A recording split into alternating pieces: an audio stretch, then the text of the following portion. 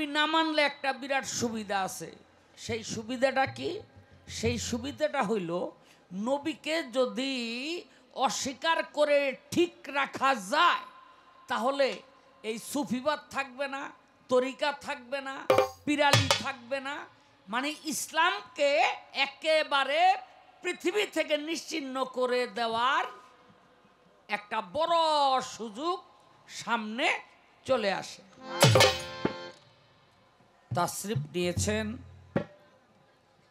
আমি আমার অন্তরের অন্তঃস্থল থেকে তার কদম মোবারকে জানাই আমার ভক্তি। আমাদের আজকের পালা দিয়েছেন নবুয়ত এবং বেলায়েত। আমাকে দিয়েছেন নবুয়তের ভাগ। আমার প্রতিপক্ষ বাংলার তরিকতের পথিকৃত জনাব ফকির আবুল সরকার ভাই, তিনি গাবেন বেলায়েত। একটি অপ্রিয় সত্য কথা বলি, সেটি হলো আমাদের বাংলাদেশ থেকে এই সুফিবাদ এবং তরিকত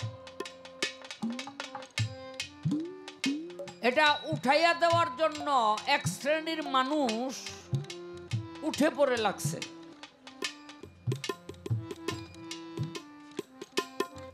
কারণ তারা আল্লাহ মানে, নবী মানে না। ছোট করে, তারা আল্লাহ মানে, নবী মানে না। এখন আমরা শাস্ত্রাদি ঘেটে কি পাই? শাস্ত্রাদি ঘেটে আমরা পাইলাম যে ব্যক্তি আল্লাহ মানে, নবী মানে না, সেই ব্যক্তি কাফের।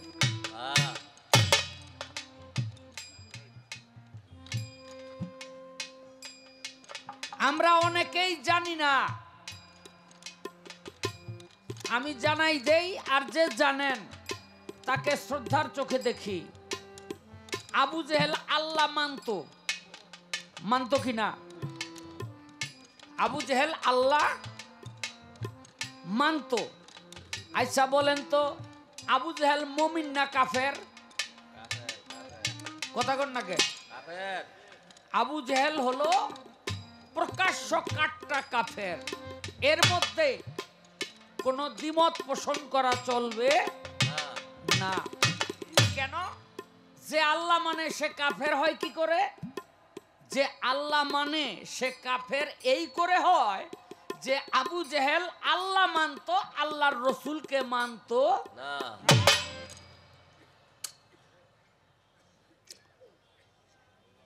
ফেরাউন, এই ফেরাউন আল্লাহ মানতো, কিন্তু আল্লাহর নবীকে মানতো না। হ্যাঁ, নমরুদ আল্লাহ মানতো, কিন্তু আল্লাহর নবীকে মানতো না। তাহলে শাস্ত্রে বলে যদি কেউ আল্লাহ মানে আর আল্লাহর নবীকে না মানে সেই ব্যক্তি কাফের, কাফের, কাফের। আর আমাদের সমাজের মধ্যে বর্তমানে কিছু মানুষ বাহির হয়েছে যারা আল্লাহ মানে, নবীকে মানে। নবী না মানলে একটা বিরাট সুবিধা আছে। সেই সুবিধাটা কি? সেই সুবিধাটা হইল নবীকে যদি অস্বীকার করে ঠিক রাখা যায় তাহলে এই সুফিবাদ থাকবে না, তরিকা থাকবে না, পিরালি থাকবে না। মানে ইসলামকে একেবারে পৃথিবী থেকে নিশ্চিহ্ন করে দেওয়ার একটা বড় সুযোগ সামনে চলে আসে। এরা কারা? এরা হলো আমাদের দৃষ্টিতে ইসলাম ধ্বংসকারী কিছু চক্র।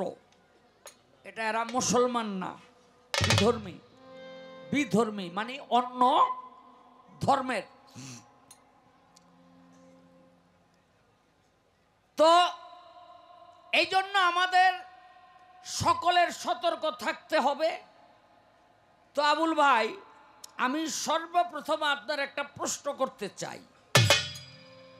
নবুয়ত নবীর বেলায়েত নবীর, নবী হইল একটা সীমানা প্রাচীর, একটা সীমানা প্রাচীর। বুকে ছিল নবীর বেলায়েত আর পৃষ্ঠদেশে ছিল নবুয়ত। তার মানে নবীর পেছনে নবুয়তের যুগ গেছে, নবীর সামনে থাইকা বেলায়েতের যুগ শুরু হয়েছে। নবুয়তের যুগের একটা সীমারেখা পাওয়া গেছে, কিন্তু বেলায়েতের যুগের কোনো সীমারেখা নাই, এটা অনন্তকাল চলবে। এখন আমার নবী করিম সাল্লাল্লাহু আলাইহি সাল্লাম সর্বপ্রথম যাকে বায়াত করলেন এই পৃথিবীতে, তার নাম হলো বিবি খাদিজা। এই পৃথিবীতে প্রকাশ্যে যাকে সর্বপ্রথম বায়াত করলেন তার নাম হলো বিবি খাদিজা। দ্বিতীয়তে বায়াত করলেন হযরত আলী করিমুল্লাহ ওয়াজহুকে। আর হযরত আলীর হাত উঁচু করে নবী বলেছিল, তোমরা যদি দুটি জিনিস আঁকড়াইয়া ধরো, এটা বুখারী শরীফ, আমার কথা না, তোমরা যদি দুটি জিনিস আঁকড়াইয়া ধরো কোনোদিন বিপদগামী হবে না। একটি হলো কোরআন, আর একটি হলো আহলে বায়াত। আহলে বায়াত, আহলে বায়াত, আহলে বায়াত, তিনবার বলল আহলে বায়াতের কথা হযরত আলী করিমুল্লাহ ওয়াজহুর হাতকে উঁচু করে। আহল মানে বংশ, বায়াত মানে একটি অর্থ হলো ওই বংশে বিক্রি হওয়া বা ক্রয় বিক্রয়, ওই বংশে বিক্রি হওয়া। হযরত আলীর হাতকে উঁচু করে বললেন। এখন আবুল ভাই, আমার কথা হইল, এটা আমাদের সকলের বোঝার জন্য, নবী সর্বপ্রথম বায়াত করলো মহিলা, আর বেলায়েতের বাদশা বানাই দিয়ে গেল হযরত আলী, সে হলো পুরুষ। এর মধ্যে কারণটা কি?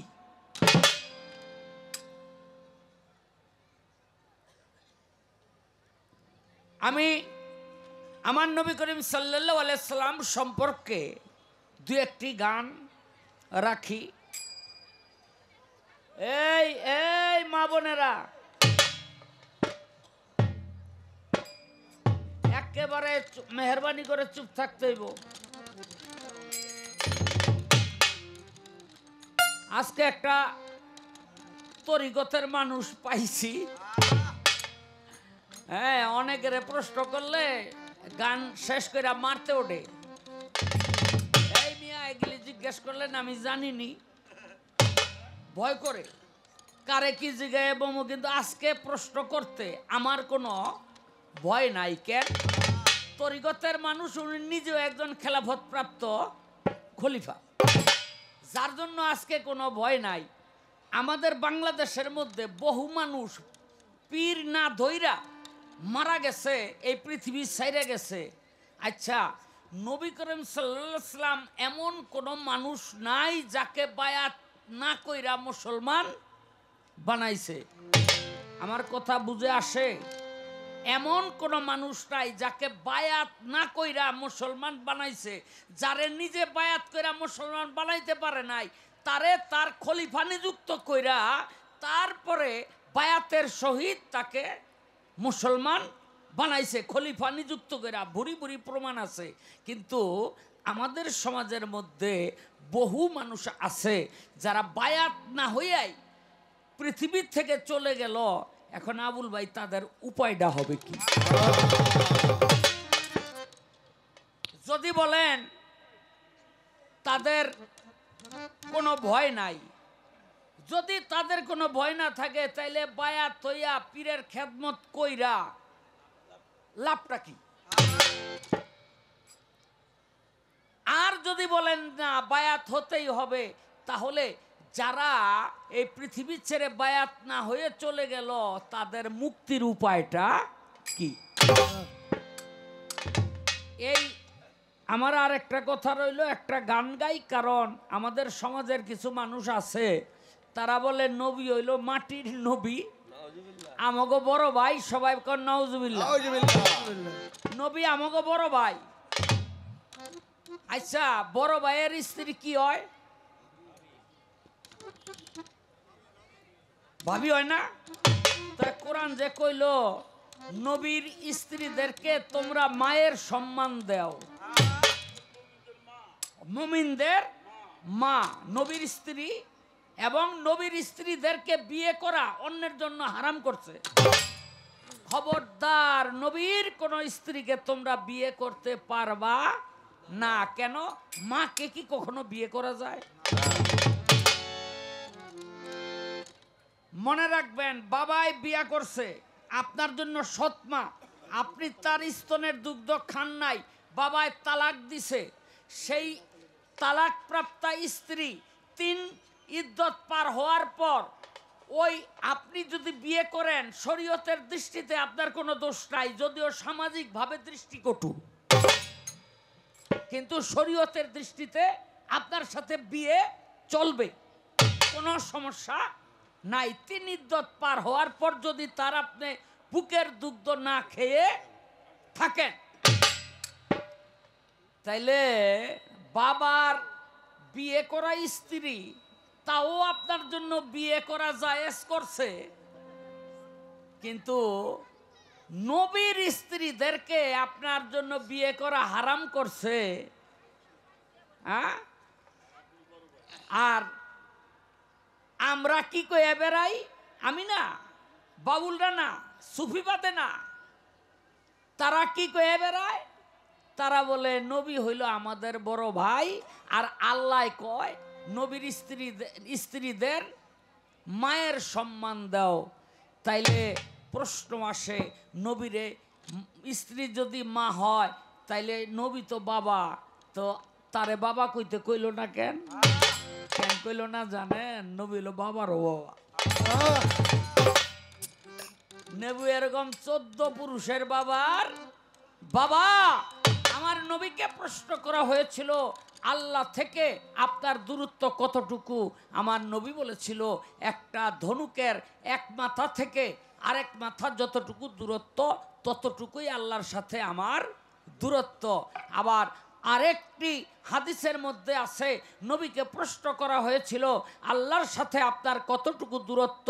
আমার নবী 2টা আঙ্গুল এমনি করে উঁচু করে বলেছিল যে একটা আঙ্গুল থেকে আর একটা আঙ্গুলের মাথা যতটুকু দূরত্ব, ততটুকু দূরত্ব আল্লাহ থেকে আমার। এটা হলো শরীয়ত। হাকিকত কি? 2টা আঙ্গুলের এই গোড়া কিন্তু এক জায়গায়, 2টা আঙ্গুলের গোড়া এক জায়গায়, আর একটা ধনুকের 2টা মাথা, 2টা মাথার ধনুক কিন্তু একটাই, ধনুক কিন্তু 2টা না। এই জন্য আল্লাহর রসুলকে ভাই বা বাবা বলা চলবে না। ভাই বাবা কই বইল ওরা যেগুলো ওহাবি মতবাদে বিশ্বাসী। আমি একটা গান করি, তারপর যদি সম্ভব হয় তাহলে আরো 2-1টা কথা আমার রাখার চেষ্টা করব।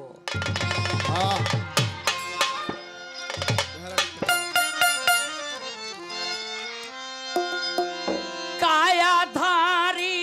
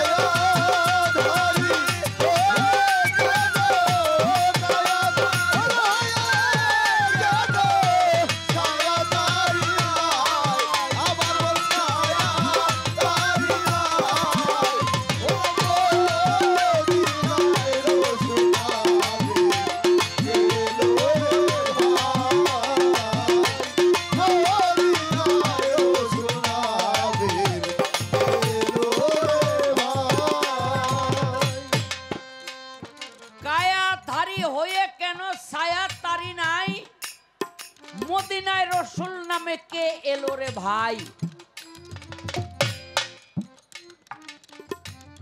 যারা বলেন নবী মাটির মানুষ, আমি তাদের উদ্দেশ্যে বলি,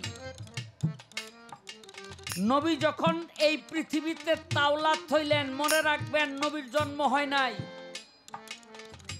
তাওলাত, নবীর আবির্ভাবকে বলা হয় তাওলাত, মানে প্রকাশকে বলা হয় তাওলাত, আর পর্দা নোয়াকে বলা হয় পেশালে হক। মনে রাখতে হবে, নবীর মৃত্যুও নাই, নবীর জন্মও নাই।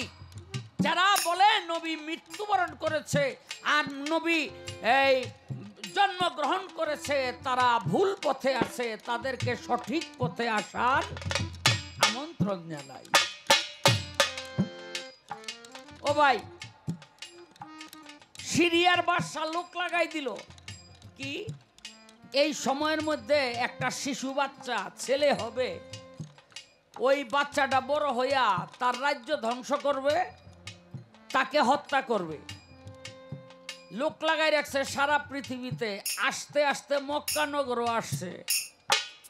খবর পাইছে আব্দুল্লাহর ঘরে একটা সন্তান হইছে, কি কইতারে না, এরা হইলো ঘরে ঘরে গিয়া তল্লাশি করে, ছেলে যদি পায় তাইলে হত্যা করতো। এরকম 70,000 শিশুকে হত্যা করছিল তারা। 70,000 শিশু বাচ্চাকে তারা হত্যা করছিল। নবীর ঘরে আইছে, মা আমেনার কাছে কয় কি হয়েছে? কয় আপনারাই দেখেন। হাতের মধ্যে নিয়া পরীক্ষা করে দেখে একটা মেয়ে। বাদশাহ বলে দিছে কারো হলে মেয়ে হইলে আমার ভয় নাই, ছেলে হইলে হত্যা করবা। এখন মেয়ে, এইটারে আর তো কোনো অভিযোগ আছে নাই, গেছে গা। আবু জেহেল নিজে দাসী পাঠাইছে, গিয়া দেখো গা তো কি হয়েছে, ওরা গেল গা কেন? আমি নিজে পাঠাইলাম, আব্দুল্লাহর ঘরে পোলা হয়েছে। হ্যাঁ, দাসী আয়া কয় যে না, হ্যাঁ তো পোলাই হয়েছে।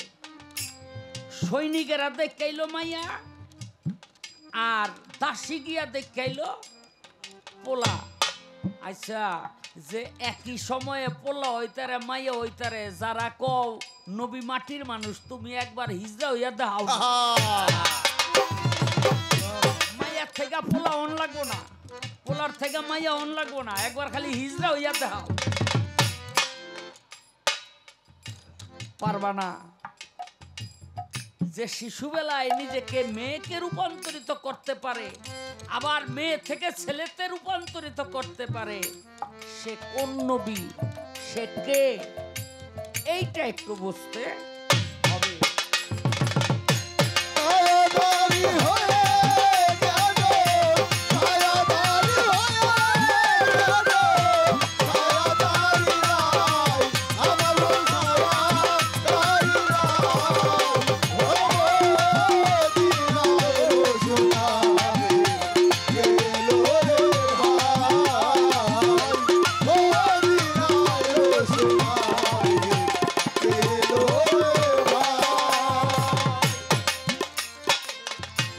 ছায়াহীন যাহারো কায়া, এই এই ত্রিভুবন তারি ছায়া। ছায়াহীন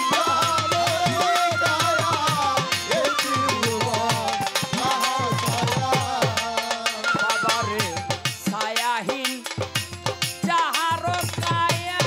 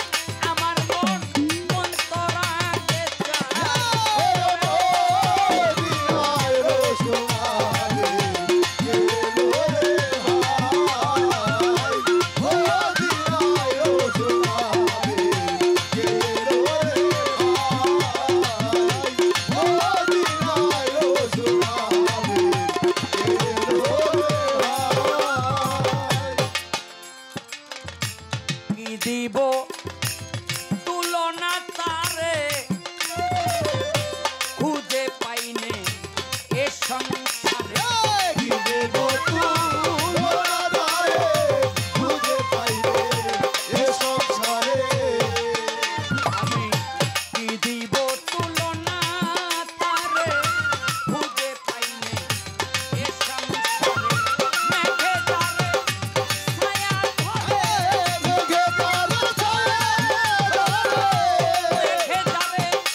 ছায়া ধরে ছায়া যাহার নাই আমার মন ছায়া যাহার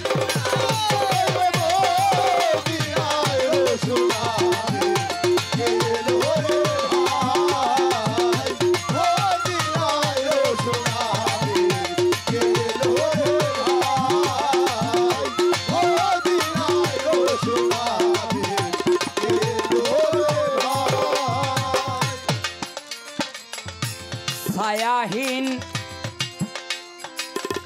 যাহারে দেখি